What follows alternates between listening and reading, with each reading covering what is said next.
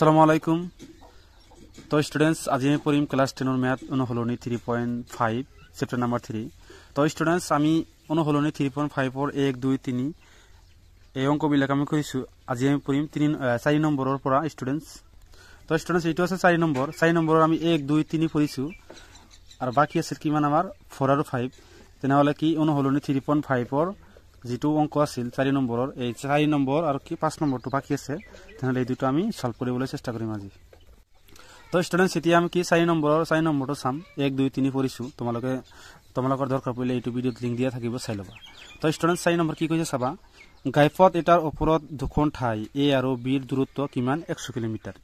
তো গাইপথ এটাৰ ওপৰত এটা ঠাই আছে কি এ, আনটো কি বি। ইয়াৰ মাজত দূৰত্ব কিমান? 100 কিলোমিটাৰ। এখন গাড়ী এৰ পৰা আৰু একে সময়তে আন এখন গাড়ী বিৰ পৰা ৰাওনা কৰে। যদি গাড়ী দুখনে একে দিশ লৈ বেলেগ বেলেগ দূৰত্বৰে যাত্ৰা কৰে, বেলেগ বেলেগ দূৰত্বৰে কি যাত্ৰা কৰে, কি দিক একে দিক। তাৰপিছত কি কৈছে চাবা, তেন্তে সিহঁত 5 ঘণ্টা পিছত লগ হয়। কি একই দিশত যাত্ৰা আৰম্ভ কৰিলে কিমান ঘণ্টা পিছত লগ হয়? 5 ঘণ্টা। যদি সিহঁতৰ এখনে আনখনৰ দিশ লৈ যাত্ৰা কৰে, তেন্তে সিহঁত কি 1 ঘণ্টাৰ পিছত লগ হয়। গাড়ী দুখনৰ প্ৰত্যেকৰে দ্ৰুতি কিমান? তো স্টুডেন্টস, এইটো সলভ কৰাৰ আগতে এটা বস্তু চাবা, সেইটো চালে তোমালোকৰ সুবিধা হ'ব, চাই ল'বা স্টুডেন্টস। তো স্টুডেন্টস চাবা, এইটো আমাৰ কি এ, এইটো আমাৰ বি। এইটো এ হয়, ঠাইৰ নাম কি, ঠাইৰ নাম এইটো বি ঠাই। তো এইটো কি গাইপথ। ইয়াৰ মাজত কিমান দূৰত্ব? 100 কিলোমিটাৰ। তো স্টুডেন্টস, এটা গাড়ী কি এৰ পৰা স্টাৰ্ট কৰে যাত্ৰা আৰম্ভ কৰে, আৰ এটা গাড়ী কি বিৰ পৰা স্টার্ট করে। তো স্টুডেন্টস, এইটো গাড়ী যাওঁতে যাওঁতে কি হয়, এটা সময়ত কি হ'ব, এই দুটা গাড়ী এক লগ হয় কিমান ঘণ্টা পিছত? 5 আওয়ার, 5 ঘণ্টা পিছত। এই নাম কি বুঝো? আওয়ার। তো স্টুডেন্টস, তো এই গাড়ীটোৰ স্পীড কিমান আছিল, আকৌ এই গাড়ীটোৰ স্পীড কিমান আছিল সেইটো চাবা। তেনেহলে আমি কি এই গাড়ীটো আমি কি ধৰিম, এইটো আমি x কিলোমিটাৰ পাৰ আওয়াৰত যায়, এটা কি y কিলোমিটাৰ পাৰ আওয়াৰত যায়। তেনেহলে ভূমিৰ ওপৰত যেতিয়া যান বাহন চলাচল কৰিব, তেতিয়া কি হ'ব, এই তোমাৰ এটা স্পীডৰ পৰা যেটো স্পীড বেছি আছিল এইটোৰ পৰা এইটো কি হ'ব, মাইনাস হ'ব। তেনেহলে আমি কি লিখি পাৰো, x মাইনাস y কি হ'ব, যেতিয়া এক দিশত যাব তেতিয়া কি এটা দূৰত্বৰ পৰা আনটো দূৰত্ব কি হ'ব, মাইনাস। তাৰপিছত কি হ'ব চাবা স্টুডেন্টস, আকৌ এইটো এ ঠাই, এইটো বি ঠাই। এতিয়া কি হ'ব, ইয়াৰ মাজত দূৰত্ব কিমান? 100 কিলোমিটাৰ, 100 কিলোমিটাৰ। এতিয়া কি হ'ব, ইয়াৰ পৰা কি যাত্ৰা আৰম্ভ কৰিব। এইটো আছিল এক দিশত, এতিয়া আহিব কি মুখামুখি কৈ বা বিপৰীত দিশত যাব, এটা আন্তৰ দিশত যাব। তেনেহলে এইটো কি 1 ঘণ্টা পিছত কি হয়, লগ হয়। তেনেহলে কি এইটো আছিল x কিলোমিটার পার আওয়ার, এইটো কি y কিলোমিটার পার আওয়ার। প্রতি ঘণ্টাত y কিলোমিটার যায়, এইটো যায় x কিলোমিটার। তেনেহলে এতিয়া কি হ'ব, এইটোৰ স্পীড আৰু এইটোৰ স্পীড কি হ'ব, প্লাস হ'ব, প্লাস। তো স্টুডেন্টস, এইটো কি যেতিয়া বিপৰীত দিশত হ'ব তেতিয়া স্পীড দুটা যোগ হ'ব, আপেক্ষিক দ্ৰুতি। আৰু এইটোৰ আপেক্ষিক দ্ৰুতি কি হ'ব, মাইনাস, কাৰণ এক দিশত গৈ আছে। তেনেহলে চাবা স্টুডেন্টস, আমি কি লিখিম, তেনেহলে স্টুডেন্টস আমি কি কৰিম, এইটো কি এ ঠাই, এইটো বি ঠাই, এইটো এ হয়, এইটো বি। ইয়াৰ মাজত দূৰত্ব কিমান? 100 কিলোমিটাৰ। এইটো কি y কিলোমিটাৰত যাব, x কিলোমিটাৰ পাৰ আওয়াৰ। এইটো কি যাব তোমাৰ y কিলোমিটাৰ পাৰ আওয়াৰ। তেনেহলে আমি এতিয়া কি ধৰিলাম স্টুডেন্টস, চাবা ধৰা হল কি এৰ পৰা ৰাওনা হোৱাৰ গাড়ীৰ দূৰত্ব কিমান? x কিলোমিটাৰ পাৰ আওয়াৰ। আৰু আনটো কি ধৰিম, বিৰ পৰা ৰাওনা হোৱা গাড়ীৰ দূৰত্ব কিমান? y কিলোমিটাৰ পাৰ আওয়াৰ। তো স্টুডেন্টস, আমি কি লিখি পাৰো, এৰ পৰা ৰাওনা হোৱা গাড়ীৰ দূৰত্ব x কিলোমিটাৰ পাৰ আওয়াৰ, আৰু কি বিৰ পৰা ৰাওনা হোৱা গাড়ীৰ দূৰত্ব কিমান? y kilometre per hour. তেনেহলে এতিয়া আমি কি লিখিম স্টুডেন্টস, চাবা। তো স্টুডেন্টস, আমি কি লিখি পাৰো, গাড়ী দুখন যেতিয়া একে দিশত যাত্ৰা কৰে তেতিয়া কি হ'ব, x মাইনাস y। আৰু গাড়ী দুখন যেতিয়া বিপৰীত দিশত বা এটা আন্তৰ দিশত যাত্ৰা কৰে তেতিয়া কি হ'ব, x প্লাস y। তো স্টুডেন্টস, আমি কি লিখি পাৰো, গাড়ী দুখন যেতিয়া বিপৰীত দিশত মানে ইটো আন্তৰ দিশত যাত্ৰা আৰম্ভ কৰে তেতিয়া কি হ'ব, x প্লাস y। কি লিখি পাৰো, x প্লাস y। একে দিকে আৰম্ভ কৰিলে কি যাত্ৰা, মাইনাস হ'ব, আৰু বিপৰীত দিশত যাত্ৰা কৰিলে কি হ'ব, প্লাস। তাৰপিছত কি হ'ব স্টুডেন্টস, চাবা। তো স্টুডেন্টস, আমি কি জানো, আমি জানো যে দ্ৰুতিৰ সময়টো কি আছিল, দ্ৰুতি ইজ ইকুয়াল টু দূরত্ব বাই সময়। তো স্টুডেন্টস ইয়াত যেহেতু আমাক কি সময়টো দিয়া আছে আর দূরত্বটি স্টুডেন্টস সময়টো দিয়া নাই তো স্টুডেন্টস যেহেতু আমাক কি সময়টো দিয়া আছে আর দূরত্বটো দিয়া আছে তেনেহলে আমি কি কৰিম এটা এনেকৈ লিখি পাৰো সময় ইজ ইকুয়াল টু কি হ'ব দূৰত্ব বাই দ্ৰুতি এটা আমি লিখি পাৰো ইয়াৰ পৰা আমি মানবিলাক বহাই দিম স্টুডেন্টস সব আমাক কি সময়টো কিমান দি আছে আর দ্রুতিটো কিমান দি আছে দ্রুতি আমি কি জানো এটা আমি জানো এইটো আছিল x তো সব স্টুডেন্টস এটি x দিয়া আছিল তেনেহলে কি লিখিব পাৰো আমি তো স্টুডেন্টস ইয়াত দূরত্ব কিমান দিছিল 100 আর সময় কিমান দিছিল এটা দিয়া আছিল এক দিকত কি যাত্রা আরম্ভ করলে কিমান ঘন্টা হয় 5 ঘন্টা আর বিপরীত দিকে আরম্ভ করলে কিমান সময় লাগে 1 ঘন্টা তো সব স্টুডেন্টস এক দিকত যেতিয়া আরম্ভ করে যাত্রা এতে সময় কিমান লাগে 5 ঘন্টা ইজ ইকুয়াল টু দূরত্ব কিমান আছিল 100 আর কি স্পিডটো কিমান আছিল এক দিকত যেতিয়া যায় তেতিয়া কি হ'ব x - y তেনেহলে এটা আমি কেনেকৈ লিখিব পাৰো x - y হ'ব দূৰত্বটো তেনেহলে এইটো ইয়াৰ লগত কি আছে পূৰণ হিচাপত এইটো ভাগ আছে এইফালে আহিলে কি হ'ব পূৰণ তেনেহলে 5 * x - y is equal to আমি কিমান লিখি পাৰো 100 তো স্টুডেন্টস ইয়াৰ পৰা আমি কি লিখি পাৰো x - y is equal to 5 তো কি এইফালে পূৰণ হিচাপত আছে হফালে গলে কি হ'ব ডিভাইড তো 500 ডিভাইড বাই 5 এইটো ভাগ কৰিলে কিমান বাৰ যাব 20 তেনেহলে আমি কি লিখি পাৰো x - y is equal to 20 এটা সমীকরণ নম্বর 1 দিব পারা তারপিছত কি হবে স্টুডেন্টস এটি আছিল কি এক দিকত এতিয়া হ'ব বিপরীত দিকত তো স্টুডেন্টস আকো কি আছিল আমাৰ গাড়ী দুটা এতিয়া কি যাব বিপরীত দিকত যাব তেনেহলে কি আমাক সময় কিমান দি আছিল সবাই স্টুডেন্টস কি আছিল তেন্তে হিয়তৰ 1 ঘন্টা পিছত কি হ'ব লগ হয় তে সময়টো কিমান দি আছিল 1 ঘন্টাৰ টাইম দূৰত্বটো কিমান আছিল 100 কিলোমিটাৰ সবাই স্টুডেন্টস তেনেহলে আমি কি লিখি পাৰো সময় আমাক কিমান দি আছে 1 ঘন্টা দূৰত্ব কিমান 100 আর দূরত্বটি কিমান আছিল x + y কারণ কি x + y কিয় হল কারণ এটা আমার কি বিপরীত দিকত আছে তেনেহলে এটা আমি কি লিখি পাৰো ইয়াৰ লগত পূৰণ আছে এটা ইয়াৰ লগত বাকি যাওতে এফালে হলে কি হ'ব পূৰণ তো ইয়াৰ লগত অনপূৰণ কৰিলে x + y হ'ব ইজ ইকুয়াল টু 100 এটা সমীকরণ নাম্বার 2 দিব পাৰা তো স্টুডেন্টস এইটো আছিল 1 নম্বৰ সমীকৰণ এটো 2 নম্বৰ সমীকৰণ তেনেহলে কি কৰিব পাৰা স্টুডেন্টস এইটো অপনয়ন পদ্ধতি কৰিব পাৰা তো স্টুডেন্টস এতিয়া আমি কি কৰিম অপনয়ন পদ্ধতি 1 নম্বৰ আৰ 2 নম্বৰ আমি 1 নম্বৰ সমীকৰণৰ পৰা 2 নম্বৰটো কি কৰি দিম মাইনাস কৰি দিম 1 নম্বৰ সমীকৰণৰ পৰা 2 নম্বৰ সমীকৰণ মাইনাস তো 1 নম্বৰ সমীকৰণ আছিল x - y is equal to 20 R 2 number সমীকৰণ আছিল কি x + y is equal to 100 তেনেহলে কি কৰিব পাৰা প্লাস থাকিলে মাইনাস মাইনাস থাকিলে প্লাস তো কি হ'ব এটো ক্যান্সেল হৈ যাব মাইনাস আৰু মাইনাস যোগ কৰিলে কি হ'ব মাইনাস হয় 2y হ'ব ইয়াত আছে এটা y ইয়াত আছে এটা y তেনেহলে কি হ'ব দুটা y ইজ ইকুয়াল টু কি 100 এর পৰা 20 মাইনাস কৰিলে কি হ'ব -80 তো মাইনাস আৰু মাইনাস ক্যান্সেল যাব 2 ৰে আমি 80 ভাগ কৰিলে কিমান পাও 40 40 পাও তেনে y ইজ ইকুয়াল টু কিমান পাও 40 তো y ইজ ইকুয়াল টু কিমান পাইছো আমি 40 তাৰ পিছত আমি x ওলাব লাগে x টো আছিল কি এৰ পৰা ৰওনা কৰিছিল আৰু y টো আছিল কি বিৰ পৰা তেনেহলে আমি কি লিখি পাৰো y এৰ মান 2 নং সমীকৰণ বহুৱাই পাও 2 নং সমীকরণ আছিল x + y is equal to 100 তো x y আমাক কিমান দি আছে 40 তো ইয়াৰ মানটো ইয়াত বহাই দিয়া ইজ ইকুয়াল টু 100 তো আমাক লাগে x 42 তুমি হফালে লৈ যোৱা -40 তেনেহলে x ইজ ইকুয়াল টু কিমান হ'ব 60 100 এর পৰা 40 মাইনাস কৰিলে কিমান হয় 60 তেনেহলে আমি কি লিখিব স্টুডেন্টস তো স্টুডেন্টস আমি কি লিখিব এতে কি এর পৰা রওনা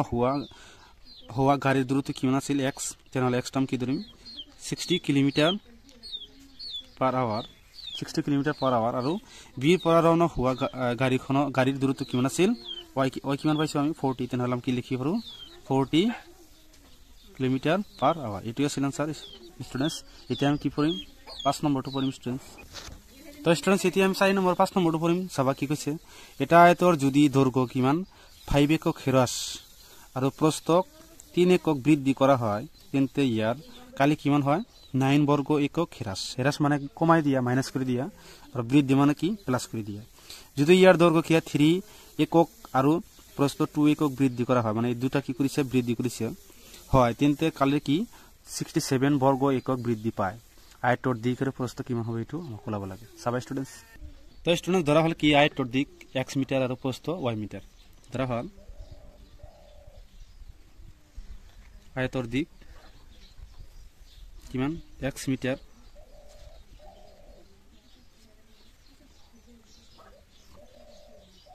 তো স্টুডেন্টস যেহেতু আমাক কোশ্চেনত মিটার দিয়া নাই তেনেহলে মিটার ধরিব নৰো তেনেহলে কি আয়তৰ প্ৰস্থ আমি কিমান ধৰিব পাৰো আয়তৰ প্ৰস্থ কিমান হ'ব y তো এতে কি আমি কি জানো আয়তৰ কালি আমি কি জানো দিক ইনটু প্রস্থ এটা আমি জানো তো প্রশ্ন মতে আমাক কি কইছে সাবা স্টুডেন্টস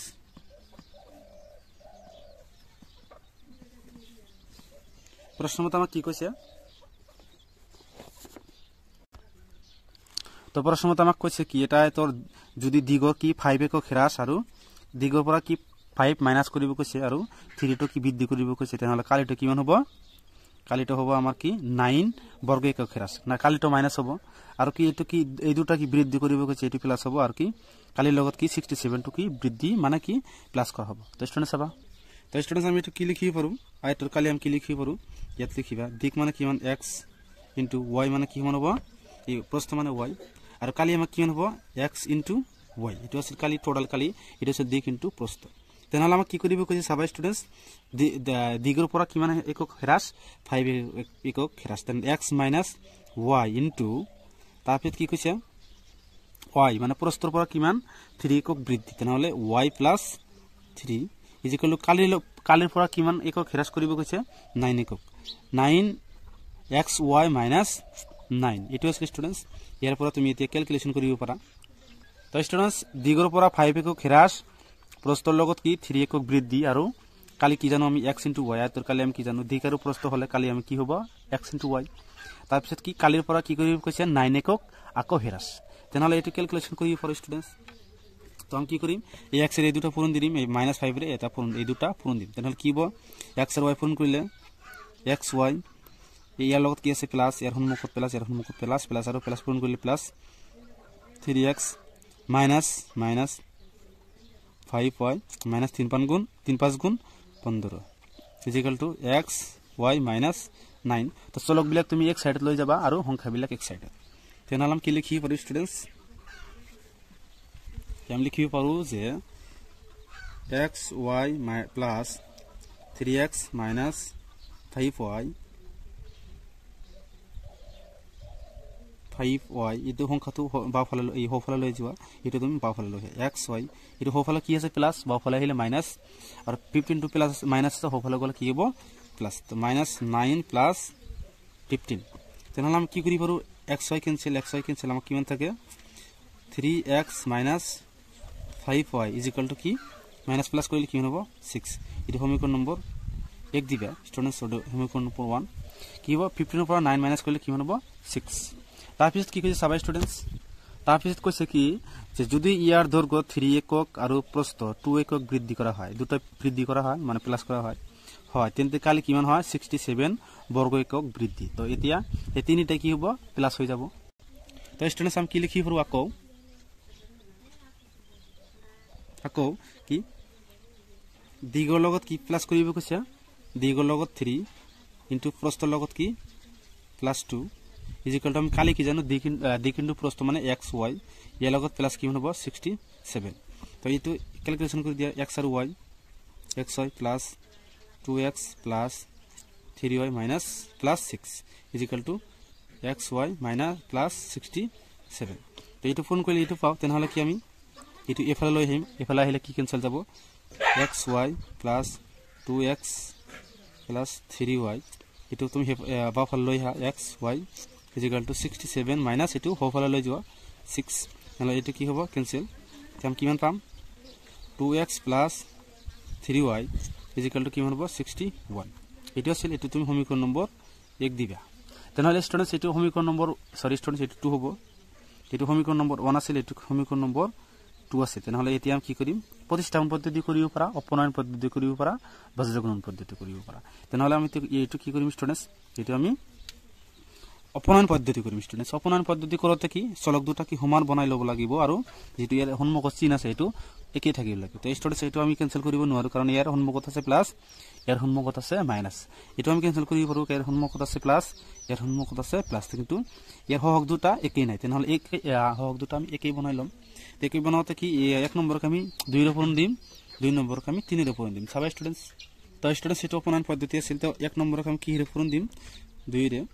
পূরণ দিলে কি হবে সাবা 2 রে পূরণ দিলে এটো কি হবে 2 পূরণ দিলে 3x মাইনাস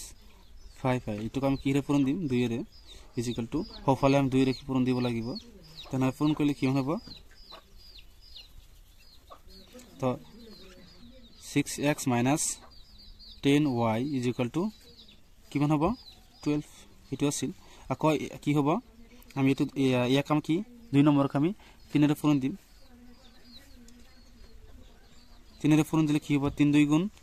6x মাইনাস এটো কি হবে প্লাস 3 3 গুণ 9y ইকুয়াল টু এটো পূরণ দিলে 3 এর পূরণ দিলে কি হবে সবাই স্টুডেন্টস 3 1 গুণ 3 3 6 18 এটি হবে তো মাইনাস করে দিয়া প্লাস থাকলে মাইনাস প্লাস থাকলে মাইনাস প্লাস থাকলে মাইনাস তো 6x কি হবে ক্যান্সেল তো মাইনাস আর মাইনাস যোগ করলে কি হবে মাইনাস 10 আর 9 যোগ করলে কি হবে 19y এরপর মাইনাস করে দিয়া 3 এর পর 2 মাইনাস করলে 1 8 এর পর 1 মাইনাস করলে 7 আর 1 থাকিল তেনহলে কি এটো মাইনাস হবে কারণ ডাঙৰটো সন্মুখত কি আছে মাইনাস এটো মাইনাস আর এটো মাইনাস কি হবে ক্যান্সেল এটোর ভাগ করলে কি হবে সবাই স্টুডেন্টস 19 9 গুণ 171 তো y ইকুয়াল টু কি হবে 9 y ইকুয়াল টু 9 হল তো এতিয়া আমি কি কৰিম এই 9 এৰ y এৰ মানটো কি 1 নম্বৰ বা 2 নম্বৰ সমীকৰণত বহাই দিলে x এর মান পাই যাম তো স্টুডেন্টস y ইকুয়াল টু কি মান পাইছো আমি 9 তেনহলে কি y এর মান আমি কি কৰিম 1 নং সমীকৰণত বহাই দিম 1 নং সমীকৰণ কি আছিল সবাই স্টুডেন্টস তো 1 নং সমীকৰণ আছিল 3x 5y ইকুয়াল টু 6 তেনহলে ইয়াতে y এর মান বহাই দিয়া 3x 5 into y এর মান কি মান আছে 9 ইকুয়াল টু 6 3x কি এটো পূরণ করলে কি মান 5 9 গুণ 45 ইকুয়াল টু কি মান হবে 6 তো x 3x ইকুয়াল টু এটো হফাল লই যাওয়া কি হবে প্লাস 45 তো equal to in plus 3x equal to কি মান হবে 60 51 স্টুডেন্টস 51 তো এটো ভাগ করলে কি মান হবে কি হবে 17 তো x ইকুয়াল টু কি মান পাইছো আমি 17 তেনহলে এতে কি আয়তর দিক কি মান হবে 17 আর আয়তর প্রস্থ কি মান হবে 9 এটি আছে आंसर স্টুডেন্টস এটি आंसर আছে থ্যাংক ইউ স্টুডেন্টস